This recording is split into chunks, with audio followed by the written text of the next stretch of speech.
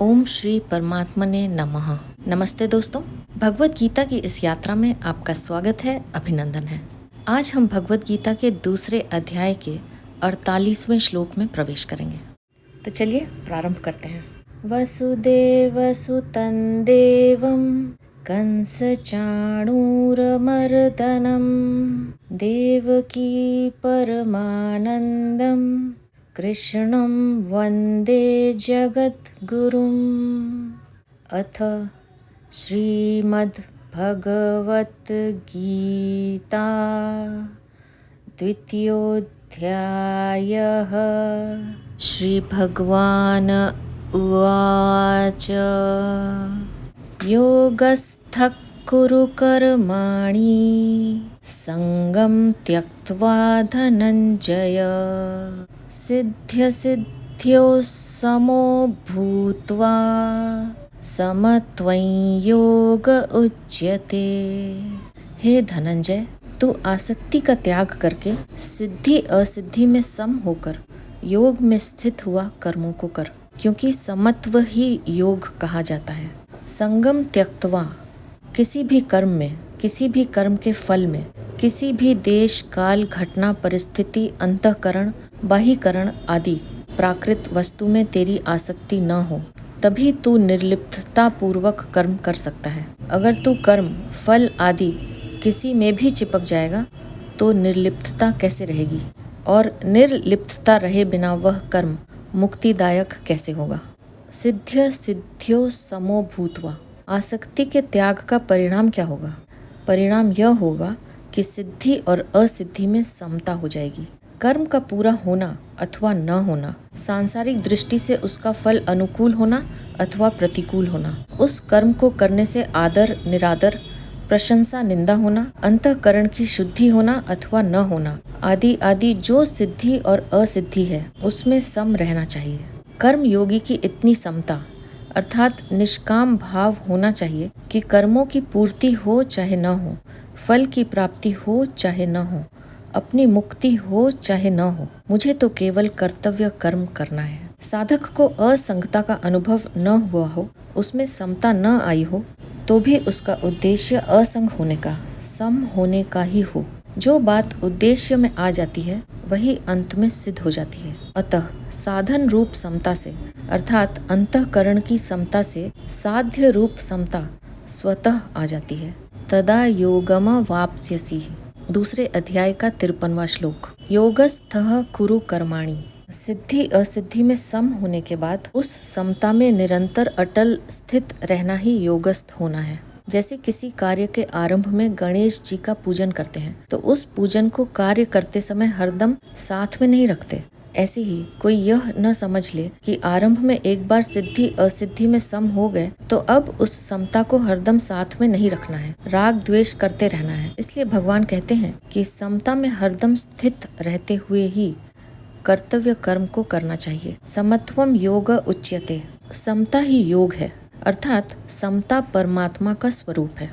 वह समता अंतःकरण में निरंतर बनी रहनी चाहिए। आगे 5वें अध्याय के 19वें श्लोक में भगवान कहेंगे कि जिनका मन समता में स्थित हो गया है उन लोगों ने जीवित अवस्था में ही संसार को जीत लिया है, क्योंकि ब्रह्म निर्दोष और सम है, अतः उनकी स्थिति ब्रह्म में ही है। समता का नाम योग है, यह योग की परिभाषा है। इसी को आगे 6ठे अध्याय के 23वें श्लोक में कहेंगे कि दुखों के संयोग का जिसमें वियोग है उसका नाम योग है। ये दोनों परिभाषाएं वास्तव में एक ही हैं। जैसे दाद की बीमारी में खुजली का सुख होता है और जलन का दुख होता है, पर ये दोनों ही बीमारी होने से दुख रूप हैं। ऐसे ही संसार के संबंध से होने वाला सुख और दुख दोनों ही वास्तव में दुख रूप हैं। ऐसे संसार से संबंध विच्छेद का नाम ही दुख संयोग वियोग है। अतः चाहे दुखों के संयोग का वियोग अर्थात सुख दुख से रहित होना कहें, चाहे सिद्धि असिद्धि में अर्थात सुख दुख में सम होना कहें, एक ही बात है।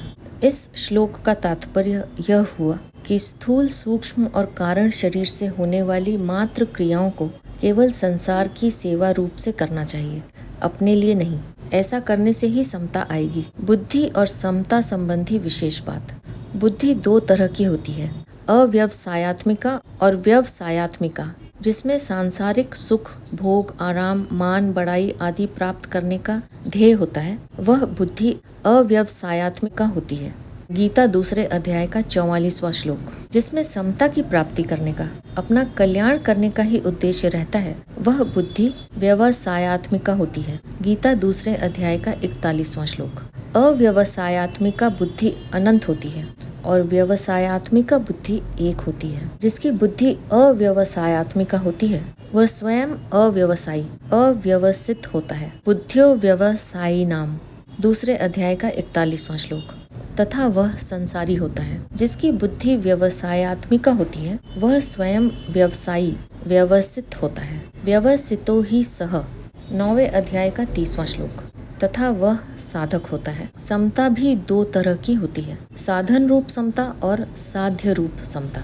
साधन रूप समता अंतःकरण की होती है और साध्य रूप समता परमात्मा स्वरूप की होती है। सिद्धि असिद्धि, अनुकूलता प्रतिकूलता आदि में सम रहना, अर्थात अंतःकरण में राग द्वेष का न होना साधन रूप समता है, जिसका वर्णन गीता में अधिक हुआ है। इस साधन रूप समता से जिस स्वतः सिद्ध समता की प्राप्ति होती है वह साध्य रूप समता है, जिसका वर्णन इसी अध्याय के 53वें श्लोक में तदा योगम अवाप्स्यसि पदों से हुआ है। अब इन चारों भेदों को यूं समझें कि एक संसारी होता है और एक साधक होता है, एक साधन होता है और एक साध्य होता है। भोग भोगना और संग्रह करना, यही जिसका उद्देश्य होता है वह संसारी होता है। उसकी एक व्यवसायत्मिका बुद्धि नहीं होती, प्रत्युत कामना रूपी शाखाओं वाली अनंत बुद्धियां होती हैं। मुझे तो समता की प्राप्ति ही करनी है, चाहे जो हो जाए, ऐसा निश्चय करने वाले की व्यवसायत्मिका बुद्धि होती है। ऐसा साधक जब व्यवहार क्षेत्र में आता है तब उसके सामने सिद्धि असिद्धि, लाभ हानि, अनुकूल प्रतिकूल परिस्थिति आदि आने पर वह उसमें सम रहता है, राग द्वेष नहीं करता। इस साधन रूप समता से वह संसार से ऊंचा उठ जाता है। इहैव तैर्जितः सर्गो येषां साम्ये स्थितम मनः, गीता 5वें अध्याय के 19वें श्लोक का पूर्वार्ध। साधन रूप समता से स्वतः सिद्ध सम रूप परमात्मा की प्राप्ति हो जाती है। निर्दोषम ही समम ब्रह्म तस्माद् ब्रह्मणि ते स्थिताः, गीता 5वें अध्याय के 19वें श्लोक का उत्तरार्थ।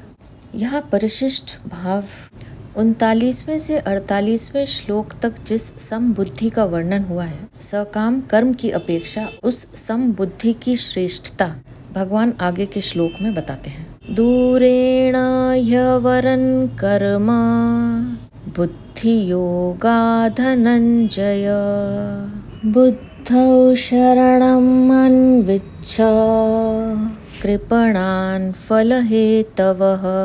बुद्धि योग समता की अपेक्षा सकाम कर्म दूर से अत्यंत ही निकृष्ट है। अतः हे धनंजय, तू बुद्धि समता का आश्रय ले, क्योंकि फल के हेतु बनने वाले अत्यंत दीन है। दूरेण ह्यवरम कर्म बुद्धि योगात्, बुद्धि योग अर्थात समता की अपेक्षा सकाम भाव से कर्म करना अत्यंत ही निकृष्ट है।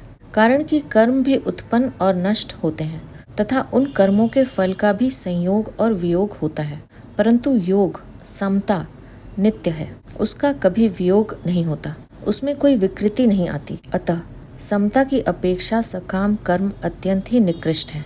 संपूर्ण कर्मों में समता ही श्रेष्ठ है। समता के बिना तो मात्र जीव कर्म करते ही रहते हैं तथा उन कर्मों के परिणाम में जन्मते मरते और दुख भोगते रहते हैं। कारण कि समता के बिना कर्मों में उद्धार करने की ताकत नहीं है। कर्मों में समता ही कुशलता है। अगर कर्मों में समता नहीं होगी तो शरीर में अहमता ममता हो जाएगी, और शरीर में अहमता ममता होना ही पशु बुद्धि है। भागवत में सुखदेव जी ने राजा परीक्षित से कहा है, तम तु राजन मरिष्येति पशु बुद्धि मिमाम जही, अर्थात हे राजन, अब तुम यह पशु बुद्धि छोड़ दो कि मैं मर जाऊंगा। दूरेण कहने का तात्पर्य है कि जैसे प्रकाश और अंधकार कभी समकक्ष नहीं हो सकते, ऐसे ही बुद्धि योग और सकाम कर्म भी कभी समकक्ष नहीं हो सकते। इन दोनों में दिन रात की तरह महान अंतर है। कारण कि बुद्धि योग तो परमात्मा की प्राप्ति कराने वाला है और सकाम कर्म जन्म मरण देने वाला है। बुद्धौ शरणम अन्विच्छ, तो बुद्धि समता की शरण ले। समता में निरंतर स्थित रहना ही उसकी शरण लेना है। समता में स्थित रहने से ही तुझे स्वरूप में अपनी स्थिति का अनुभव होगा। कृपणान फल हेतवः, कर्मों के फल का हेतु बनना अत्यंत निकृष्ट है। कर्म, कर्म फल, कर्म सामग्री और शरीर आदि करणों के साथ अपना संबंध जोड़ लेना ही कर्म फल का हेतु बनना है। अतः भगवान ने 47वें श्लोक में माँ कर्म फल हेतुर्भुः कहकर कर्मों के फल का हेतु बनने में निषेध किया है। कर्म और कर्म फल का विभाग अलग है तथा इन दोनों से रहित जो नित्य तत्व है उसका विभाग अलग है। वह नित्य तत्व अनित्य कर्म फल के आश्रित हो जाए, इसके समान निकृष्टता और क्या होगी। इसलिए योग के बिना कर्म निकृष्ट है, निरर्थक है। कर्मणा बध्यते जंतुः, कर्म योग में कर्म करण सापेक्ष है पर योग करण निरपेक्ष है। योग की प्राप्ति कर्म से नहीं होती, प्रत्युत सेवा त्याग से होती है। अतः कर्म योग कर्म नहीं है। कर्म योग करण निरपेक्ष अर्थात विवेक प्रधान साधन है। अगर सेवा त्याग की प्रधानता न हो तो कर्म होगा, कर्म योग होगा ही नहीं। समता तो परमात्म तत्व की प्राप्ति कराने वाली है पर सकाम कर्म जन्म मरण देने वाला है। इसलिए साधक को समता का ही आश्रय लेना चाहिए, समता में ही स्थित रहना चाहिए। समता में स्थित होने से वह दीन नहीं रहेगा, कृत कृत्य, ज्ञात ज्ञातव्य और प्राप्त प्राप्तव्य हो जाएगा। परंतु जो सकाम भाव पूर्वक अपने लिए कर्म करता है वह सदा दीन बद्ध ही रहता है। गीता में कर्म योग के लिए 3 शब्द आए हैं, बुद्धि योग और बुद्धि योग। कर्म योग में कर्म की प्रधानता नहीं है, प्रत्युत योग की प्रधानता है। योग बुद्धि और बुद्धि योग तीनों का एक ही अर्थ है। कर्म योग में व्यवसायत्मिका बुद्धि की प्रधानता होने से इसको बुद्धि कहा गया है और विवेक पूर्वक त्याग की प्रधानता होने से इसको योग या बुद्धि योग कहा गया है। ध्यान योग में मन की और कर्म योग में बुद्धि की प्रधानता है। मन के निरोध में स्थिरता और चंचलता दोनों बहुत दूर तक रहती है, क्योंकि इसमें साधक मन को संसार से हटाना और परमात्मा में लगाना चाहता है। मन को संसार से हटाने पर संसार की सत्ता बनी रहती है। यह सिद्धांत है कि जब तक दूसरी सत्ता की मान्यता नहीं रहती तब तक मन का सर्वथा निरोध नहीं हो सकता। इसलिए समाधि तक पहुँचने पर भी समाधि और व्युत्थान ये दोनों अवस्थाएं रहती हैं, परंतु बुद्धि की प्रधानता रहने पर कर्म योग में विवेक की मुख्यता रहती है। विवेक में सत और असत दोनों रहते हैं। कर्म योगी असत वस्तुओं को सेवा सामग्री मानकर उनको दूसरों की सेवा में लगा देता है, जिससे असत का त्याग शीघ्र और सुगमता पूर्वक हो जाता है। मन का निरोध करना निरंतर नहीं होता, प्रत्युत समय समय पर और एकांत में होता है। परंतु व्यवसायत्मिका बुद्धि अर्थात बुद्धि का एक निश्चय निरंतर रहता है। इस श्लोक में जिस बुद्धि के आश्रय की बात बताई, अब आगे के श्लोक में भगवान उसी बुद्धि के आश्रय का फल बताते हैं। बुद्धि युक्तो जहातीह उभे सुकृत दुष्कृत तस्माद्योगाय युज्यस्व योगः कर्मसु कौशलम। बुद्धि यानी समता से युक्त मनुष्य यहाँ जीवित अवस्था में ही पुण्य और पाप दोनों का त्याग कर देता है। अतः तू योग समता में लग जा, क्योंकि कर्मों में योग ही कुशलता है। बुद्धि युक्तो जहातीह उभे सुकृत दुष्कृते।